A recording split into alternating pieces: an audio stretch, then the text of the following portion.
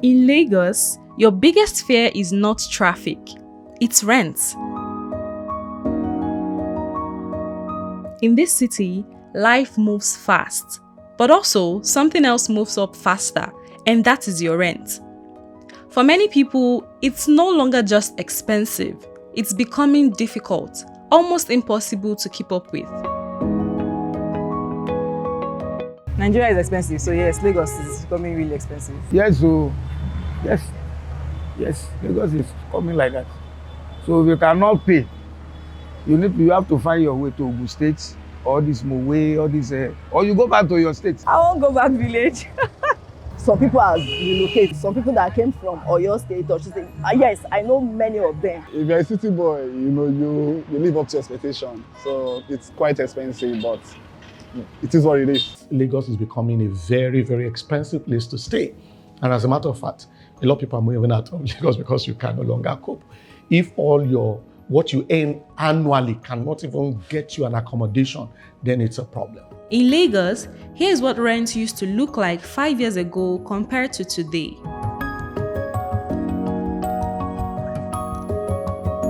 A place that felt affordable within a twinkle of an eye no longer is. Rent is like 300 to like 700,000 naira. Is it worth it for the places that I see? Not exactly. The estate I live in, it's on the high side there, so it's 800 for me. So rent in my area is around 1.2 to 1.5 million, and to be very honest, it's not really worth the price. And so, you want to get, let me say, 2-bedroom flats. So you need to have maybe something like 700 in a year. When you talk about renting now, basically how much you should pay for the property. So usually, these are at the doorstep of the landlord. There's something we call passing rent. So, when we want to carry out our valuation, we look at the comparison. We have different methods. So, you look at the passing rent, what this rent commands. Then you compare with this. In fact, your own can be very beautiful, but you still put consideration into others. You understand? So, these are some of the things that determine the rental value or the sales price of any property. Ordinarily, usually there's what you call the market trend, where you know what property should go for. And like I said earlier on, it should be the forces of the market. But usually in terms of who determine how much I want for rent, it's solely at the doorstep of the landlord. Howbeit, a professional can actually give advice and say, this is what we think it should be. Just when you think you understand the cost, something else is added. Agency fees, legal fees, agreement fees, different charges, all parts of the same process. For many tenants, this is where the frustration starts. They started with 10%, 10% of your rent. And when you look at other expenses that surround it, like, okay, you have to pay some other fees, crazy fees. The place I was staying before, the landlord is mad. As in, I would say the landlord is mad because the landlord is even the one collecting both agents and an agreement. I don't know what we are agreeing. We don't know what we are agenting. The agent is worst. They are the problem in this Lagos. Once you want to take a shop or you want to rent an apartment, you will pay for it before going to show you the house or the shop. After all the process, you pay for transportation. After everything, when you want to rent the shop or you want to rent the apartment, they will still charge you 100, 90. And if you didn't pay that, they will not accept to give you the house. You want to rent a new place for the first time. The agent fee alone is crazy. The agent fee is almost the same amount with the rent. If the agent fees is more than the money that you used to pay the house, you want to pay the rent, it's much. So how can the agent, we collect, let me say, you want to rent out a rent house of 500,000 and the agent will asking you 300,000. During this house hunting, imagine rent for like 400 and they are charging you agent fee for 700, 800. It's really crazy. Why will agent collect almost equal money with house rent? House rent could be 200, 300. Agent will want to collect 200. Agent and agreement, almost the same thing as house rent. Some agent and agreement even pass the normal house rent itself. Agent bá fẹ́ gba tá bá fẹ́ gba ní rúùmù kan, agent á ní 60 ní, that's 120. Ilé ìkọjú sí mi ń kọjú sí ọ̀dẹ̀ tí mò ń sọ yóò láti ṣe pélé fúláàtì, wọ́n bá ní 150 ní, 150 ní. It's only when the tenant is coming in, that's when this issue of charges come in. But the subsequent management fee that comes to the agent that is in charge of the property is borne by the owner of the property. Most times, you can't define what that agreement fee is all about. It's in between the legal fee and the documentation. So you've earned your agency fee, you've earned your legal fee, then what's the agreement fee all about, for crying out loud? So I think in real estate, basically it's just the agency fee and the legal fee. And there must be a legal background to whatever it is that you're doing. So you don't wake up one morning and your things are thrown out of the property. So the legal fee is where the lawyer drafts the documentation that, okay, these are the terms that you would use for you to stay in this property, right? If you're going to stay here, these are the terms and conditions, these are the clauses. As a tenant, you should also enjoy certain things, right? All of those things are in the agreement. So that's where the legal person, you drop that stuff and it's binding. Those people whom you regard as agents, basically what they sell is information. Trying to connect a landlord to his tenant. More often than not, most tenants are connected to a property by an agent. And you would not deny a laborer his fair due of fair charges. However, the exploitative tendency of those agents, even charging as high as the landlord for their fee, I think that is what we should talk about. So where does the increase begin? Is it with the agents? Agents, of course, landlord as well. Some landlords are never aware of this charges and the likes. Agents, because landlords will give me small rent, okay, not small rent, but they'll give rent, and then, I mean, I'll see maybe 300,000 naira or 500,000 naira, and you are expecting me to pay like almost half of double. That's a lot. Now in Lagos State, they turn it to business, and it's a big business now for the agent people. So there will be a way for them to defend their own job. They will talk in a way that will favor them. But to me, what is the duty of the agent? Why can't the landlord put a vacancy? That was how they used to do before in 1980s. They will put a vacancy in front of their house that they needed a tenant here, and the tenant will come. But they now come with their hanky-panky game, say that the person that they will bring, they will have the person that have it. Let's blame it on the economy. You have to use what you have to get what you want. So it's a business on their part. I cannot blame the two of them. It is the government, the way something is called now. The building materials, everybody know. If you want to buy a bag of cement before, they are selling at a rate of, let me say, 3,000. If you want to get a bag of cement now, you have to get, let me say, 13 or 12,500. There are some agents that they do that. There's someone want to rent a mini flat of 300,000 naira. That even the charges is even 300,000 of the same rent. It is not fair, to be candid with you. It is not fair. The standard we used to know is 10%.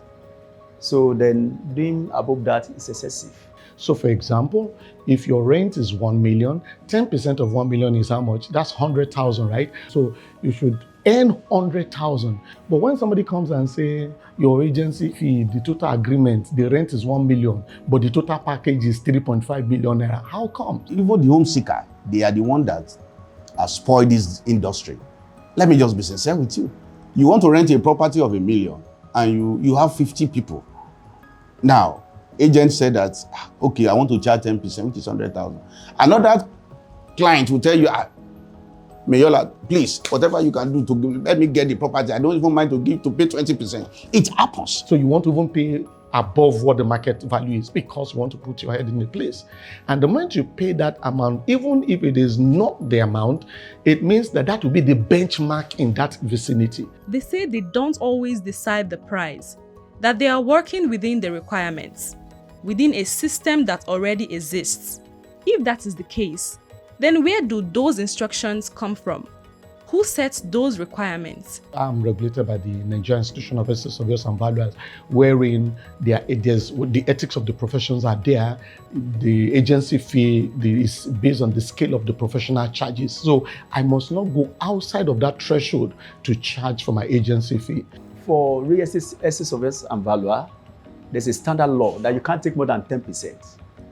And even the Lagos State regulatory law is even saying maybe 5% now. On rental charges is 10%. But I learned they are coming with a regulation that it will be 5%. Well, let us see by then. And we uphold the law. But for the local agents, I don't know, maybe applicant or whatever they call, they are trying to work on their aspects of the law. The focus shifts to the landlords, the property owners, the ones who set the value of the space. But even here, the answers are not always straightforward. Landlord has to increase the rent because of the reality in the country, the economy generally. I cannot say it's fair to them, and at the same time, I cannot say it's not fair to them, because you don't expect a landlord. You have to look at the cost of maintenance of you. Like I told you now, that driving cost me about 430,000 naira, and that's a lot of money. And that I have to put it on the rent, because both the tenant and the landlord, we benefit from it. But then I cannot put everything on the tenants. We have to meet each other at the middle. What we are supposed to do together, we do it. What I am supposed to do alone, I will do it. Because pricing, they say, is influenced by many things: costs, demand, the condition of the property, and sometimes the market itself. The reality is that the cost of things has gone higher. Therefore, they are bound to be the high cost of rent. And most of these things we use for building the properties are imported. So by the time you import these materials and you use them to build, then you can expect something higher, because most of these things are not produced in Nigeria. The statistics are there. In the last 6 months or thereabout, rentals have moved as much as between 50% to 200%. You see somebody paying 1.4 million naira last year, and now you've been asked to pay 4.2, 4.5. That's a crazy increase. But again, there's the market. What you buy, you used to build house, so it will also inflate the supply and all those things. So in summary, everyone is to be blamed and no one is to be blamed. So if agents are following requirements and landlords are responding to conditions, then what exactly is driving the rise?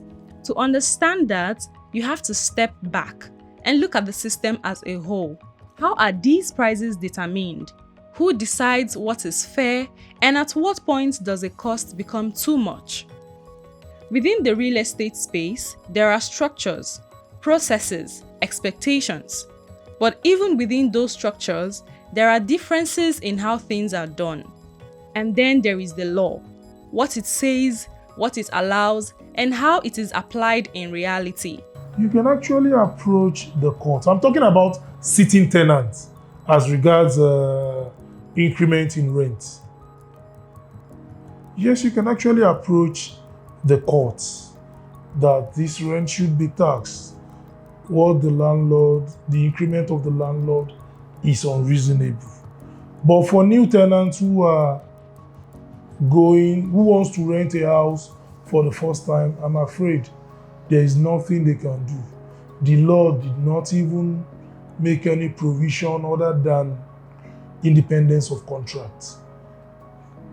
You like, you take it at that price. You don't like it, you leave it.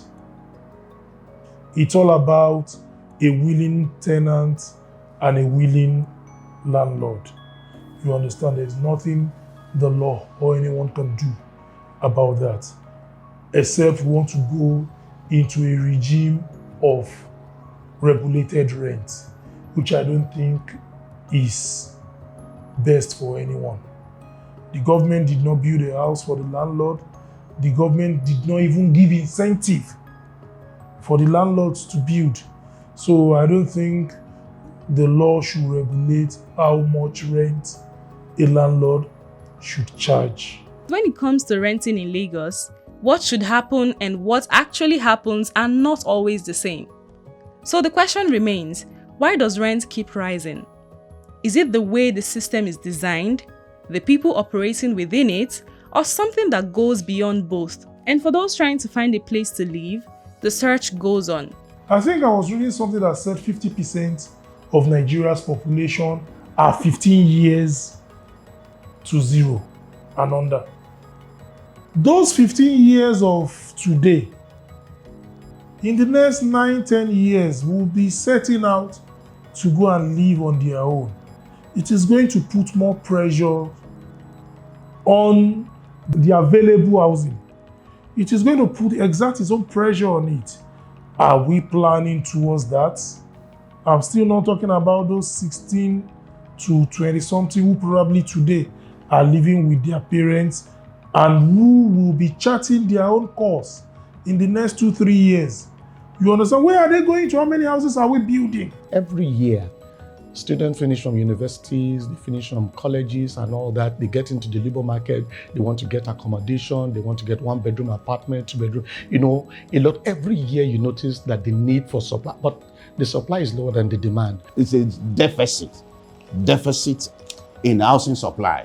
That is clearly. But thank God for individuals. We have some personal players, individual players that are coming in now, and they are building at, we have many coming uprising estates everywhere. So the deficit is reducing. With new prices, new conditions, and the same question, why does it keep rising?